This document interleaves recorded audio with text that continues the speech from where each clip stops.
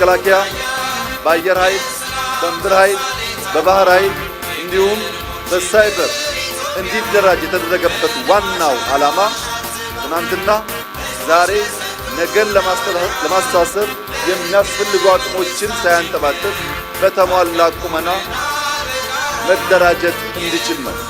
መከላከያን ከሚሊሻ የሚለየው አደረጃጀት ነው።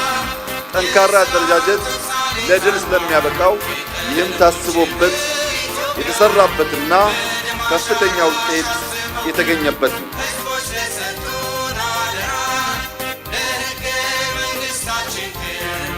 የቀጠናችን ስትራቴጂክ ሁናቴ ሀገራችን ላይ ከሚኖረው ተጽዕኖ ከዓለም አቀፍ የኃይል አሰላለፍና ከዘመኑ የውጊያ አውድ አኳያ ኢትዮጵያ አየር ኃይሏን፣ ባህር ኃይሏን፣ ምድር ጦሯንና የሳይበር ፎርሷንና ሌሎችም አቅሞቿን ባልተቋረጠ መልኩ እንደምታዘምንና እንደምታሳድግ ይታወቃል።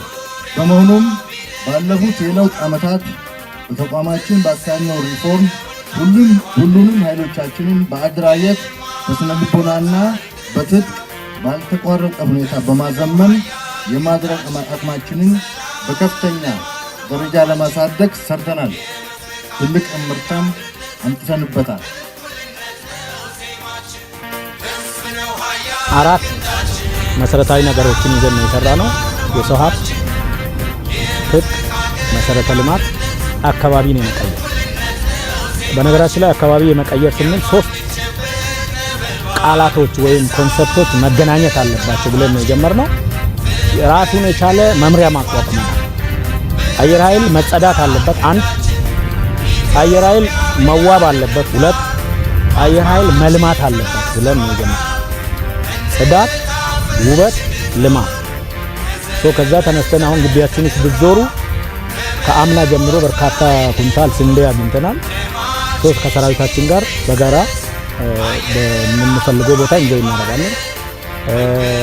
አትክልትና ፍራፍሬ እንደፈለግን ግቢያችን ዞራችሁ ማለት ትችላላችሁ። ጤፍ፣ የተለያዩ የእህል አይነቶችን አምርተን በዓላት በሚመጡበት ጊዜ አቅመ ደካማ ለሆኑ ሰራዊታችን እገዛ እያደረግን ነው። አራተኛው ይሄ ማለት